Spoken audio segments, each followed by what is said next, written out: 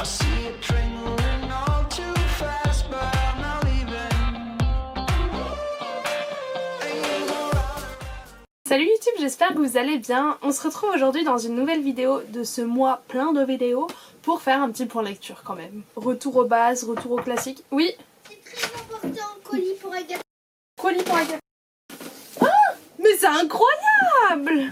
Mais je suis ravie. Mais je suis grave ravie, je pensais pas qu'elle... Mais elle est arrivée super tôt.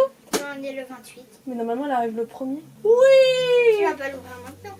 Non, pas maintenant. Mais après du coup. Agathe. Juliette. Ça rappelle que c'est décembre. Non, c'est celle de novembre elle. Celle d'octobre la dernière fois. Ouais, elle était très en retard là. Ok. Ah, je suis trop contente. Baby, I'm falling. Bref, je suis désolée, il y a beaucoup de monde chez moi aujourd'hui. Enfin, beaucoup de monde, juste toute ma vie. Mais du coup, disons que c'est pas les plus silencieux, quoi. Donc si vous entendez un peu du bruit derrière, promis, personne ne s'entretue, juste c'est notre manière de parler chez nous. On va parler de 5 livres en plus aujourd'hui. Non, pas 5. Je vais passer rapidement sur 2 parce que vous les avez déjà vus dans des vlogs, donc je veux pas faire répétition. Le premier donc c'est T'embrasser sous la neige de Emily Blaine, que du coup je vous ai déjà parlé, comme je viens de le dire.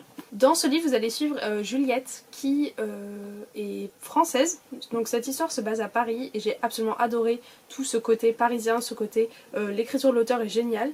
Et en fait elle va, donc Juliette son travail c'est qu'elle est dans l'événementiel, elle organise, en l'occurrence là comme c'est fête de fin d'année, elle organise le concert un peu annuel d'une grande entreprise et il se trouve qu'elle va devoir collaborer avec une rockstar qui va faire un peu son comeback après une période difficile. En effet, Evan Evan est donc une rockstar. Voilà comment péter une phrase. Evan est dans un groupe de musique depuis très longtemps et il a tout fait avec son frère depuis toujours jusqu'à un accident de voiture qui fait que son frère est décédé ainsi que sa compagne. Ce qui fait que Evan se retrouve un peu sans... c'est pas le leader du groupe mais sans quelqu'un d'important dans son groupe de musique plus un petit bébé de 9 mois à gérer. Donc ces fêtes de Noël c'est un peu, voilà, il se force à revenir un peu en mode bon allez faut que je me reprenne en main tout ça. Donc lui il vit un peu son deuil de son côté, ce qui est très bien traité et c'est pas trop lourd ou quoi, donc ça c'est un très bon point. Et Juliette elle, c'est une fille qui est tout le temps sur ses gardes, qui ne laisse personne l'atteindre ou quoi. Elle sort d'une relation de 2 ans avec un homme pour au final qu'elle se rende compte que... Donc elle se fait quitter, donc au début elle est là en mode je devrais être désespérée et tout, mais elle s'en fout un peu. Et elle se rend compte que bah, cet homme finalement c'était plus du confort qu'autre chose et qu'elle lui a jamais rien montré d'elle-même et de sa vraie façade parce qu'elle a trop peur d'être abandonnée. Et en fait le fait que ce soit à Paris ça a un peu enlevé les clichés habituels que tu peux trouver dans des romances à New York avec de la patinoire au Madison Square Garden, je sais pas du tout ça. Là j'ai mélangé tout je crois.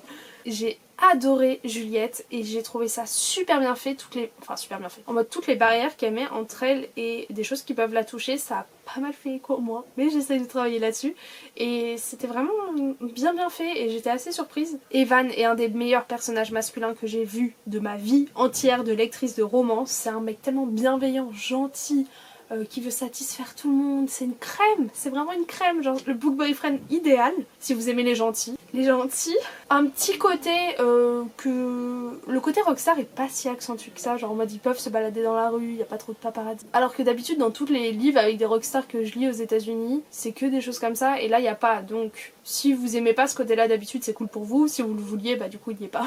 Et donc je recommande vivement cette romance de Noël qui est pour l'instant une des meilleures que j'ai lues avec le truc au ski. Parce qu'en fait, mais j'ai oublié de vous dire le plus important. Pourquoi il y a T'embrasser sous la neige? Parce qu'en gros les deux vont se retrouver un peu par hasard à devoir faire un concours de baisers ensemble. Et honnêtement c'est un peu torride les baisers.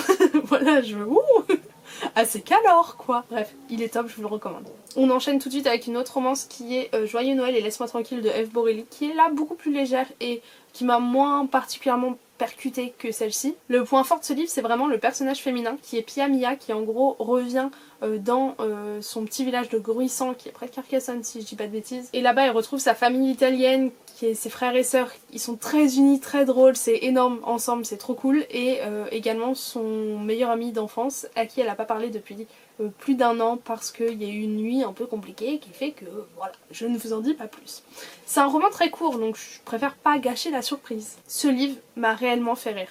c'est très bien écrit, très drôle, c'est vraiment génial et j'espère vraiment que vous tenterez. On m'a dit que tous les livres d'Eve Borelli étaient un peu comme ça et donc j'ai très envie de lire ses autres livres maintenant. En plus il y a le petit côté Friends to Lover que j'adore et le côté famille italienne, vraiment plein de clichés et tout, il y a beaucoup de mots italiens, des fois c'était un peu chiant d'aller en bas de page et tout mais ça allait. Et en fait 200 pages c'est vraiment le truc parfait pour... c'est léger, tu vois, tu prends un peu ta dose de... C'est comme un film de Noël, ça te prend qu'1h30 dans la journée et t'es là en mode bon, vas-y c'est bon. Bah là c'est pareil, genre s'il avait fait plus longtemps, je pense que ce manque un peu de profondeur des personnages, ce côté un peu superficiel, drôle, à la fin aurait pu être relou, mais comme c'est que 200 pages, ça l'a fait. Je suis perdue dans ce que je vous ai déjà parlé. Je crois que je vous ai pas parlé de celui-ci. Donc L'aube sera grandiose de Anne-Laure Bondou que j'ai fini il y a un petit moment. Dans ce livre vous suivez Tatiana et si je me rappelle des noms des personnages c'est déjà que c'est un énorme point positif. J'ai beaucoup aimé ce livre. C'est très jeunesse honnêtement. Je me pensais peut-être pas autant. C'est écrit très gros. C'est... Voilà, c'est Gallimard jeunesse finalement. Qu'est-ce que je m'attendais? J'ai vraiment beaucoup aimé ce livre. En gros, tu suis Tatiana qui un jour va un peu enlever Nine de Paris et l'emmener dans une petite cabane dans... Je sais pas où c'est d'ailleurs, dans le sud de la France je dirais. Et en gros, elle va commencer à l'asseoir à table et à lui raconter sa vie, son enfance. À lui raconter qu'en fait, tout ce que Nine croit connaître, en mode sur son père, sur sa grand-mère, sur ses oncles, et c'est pas... Elle croit qu'elle a personne mais finalement il y a du monde et qu'il y a une raison de pourquoi ils se sont tous un peu séparés et surtout en gros elle lui dit là donc il est minuit mais à 8h du matin ils débarquent tous et tu vas les rencontrer. Et du coup elle est là en mode what? Et en fait au début elle est juste énervée contre sa mère de lui avoir tout caché et finalement ça prend un peu un côté quête, roman initiatique donc c'est un peu sympa. Mais c'est un peu un huis clos aussi. T'alternes entre des chapitres du passé, où j'ai faim, où tu vois donc, enfin le présent donc, Nine et sa mère assis à table en train de discuter, qui était pas honnêtement mes chapitres préférés, et le passé qui voit donc Titania, voilà je savais je le disais mal, tu vois Titania qui discute, qui vit sa vie et tout, et tu rencontres du coup la mère de Titania, les oncles et tout, au travers de ce spectre là. Et en fait je trouve que ce livre, vraiment, je vous conseille de le lire l'été parce que ça faisait vraiment petit village dans les années 60, 70, tranquillou, pépère, road trip. Enfin, pour moi, ce livre est à lire l'été, donc je suis un peu déçue de l'avoir lu en novembre. J'avoue, à la fin, Nine a un comportement, j'ai pas trop compris. J'étais là en mode doucement, on est doucement. Mais en tout cas, l'écriture et la plume d'Anne-Laure Bondou sont très sympas, donc je peux vraiment comprendre pourquoi les gens aiment cet auteur. Ensuite, je vous parle rapidement de Agatha Raisin, le tome 1, La quiche fatale de MC Beaton, que j'ai adoré. Vraiment, grand sourire. Pour moi, c'est la meilleure lecture audio que j'ai faite de toute ma vie de lecture audio, mais j'en ai pas fait beaucoup, donc voilà. Je sais pas qui dit, enfin je pense que je pourrais vous trouver, mais qui raconte, mais c'est tellement bien fait et ça a l'air de tellement coller à Agatha Raisin que c'est vraiment passionnant. J'ai adoré le côté petit village anglais parce qu'en fait tu vas suivre Agatha Raisin qui vient de Londres et qui va s'expatrier dans les... C'est dans quoi? Dans les Cotswolds. Dans les Cotswolds anglais, parce qu'elle a toujours dit qu'elle finirait sa vie là-bas, sauf que finalement Agatha Raisin c'est un peu pas une pauvre fille, mais elle a personne dans sa vie, elle s'ennuie, à part le travail elle avait rien, et donc elle va devoir s'occuper, et il se trouve qu'elle va être accusée d'un meurtre, donc elle va essayer de résoudre ce meurtre, et c'est assez drôle, parce que c'est hyper léger, et c'est vraiment très Agatha Christie, les petits films que tu vois le dimanche après. J'ai très envie de lire les tomes suivants, et ensuite de lire les autres sagas. On m'a conseillé d'autres livres qui étaient reliés à elle, enfin je crois un truc dans les Hamptons, ou je sais pas quoi, dans les Hampshire, je sais plus, et on m'a dit que limite c'était mieux, donc je suis là en mode waouh. Pour finir on va parler de ma dernière lecture en date, qui est Carry On de Rimbaud Roel, que j'ai fini. C'est une bonne bricasse, il fait plus de 500 pages, c'est publié chez Macmillan. Je sais pas pourquoi lui je lui ai dit la maison d'édition. Bref, ce livre a été traduit en français et ça c'est cool. Et en gros c'est la fanfiction qui est présente dans le livre Fangirl de Rimbaud Roel également. Un livre que j'ai lu l'été dernier et que j'avais vraiment beaucoup aimé. Donc j'avais très envie depuis de découvrir cette histoire. Loulou est revenu. Le chat il me fout la garde, je suis désolée, avec vraiment de toc-tac. Ça va, c'est cool ça. C'est... Oui. Ok, je suis Oh, elle juste est belle. mon avis. De quoi? Bah c'est mon numéro 1 de mon calendrier de l'avant. Il est où le calendrier? Dans le carton là-bas. Non, tu sais le truc que je m'étais acheté, que je voulais ouvrir là quand je l'avais. Et en fait c'était vraiment génial de rencontrer les personnages que vous voyez dans le livre Fangirl, qui sont donc ici Kaz, Simon et... Non, Baz, pas Kaz. Kaz c'est dans un autre livre. Un livre que ton copain... Ah non. Non. Il va bien Paul?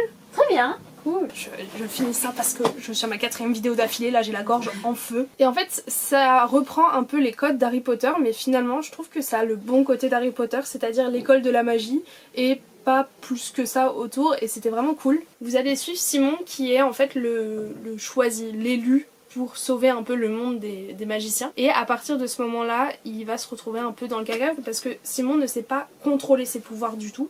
Donc il a tendance à faire un peu de bêtises. Et en même temps, il y a la menace un peu comme Voldemort qui est The Humdrum. Je sais même pas ce que c'est en anglais, en français. Mais en mode, je crois que c'est le néant. Moi je l'aurais traduit un peu comme ça. D'après... Pourquoi il a fait ça? Non, c'est trop bizarre. Et en fait tu suis Simon qui revient c'est sa dernière année. Donc en fait c'est comme si vous preniez Harry Potter au 7ème tome directement. Donc les 150 premières pages sont très longues. Enfin très longues. Sont relativement lentes parce que on vous résume un peu 6 années d'école de Simon avant. Donc ça peut paraître un peu lent. Mais à partir de la 150e page, là ça démarre et ça envoie de la magie à gogo, des disparitions, des nymphes, plein de trucs comme ça et c'est vraiment trop cool. En plus c'était assez cool de voir, il y a un méchant un peu dans cette histoire donc c'était assez cool de voir qui était le méchant.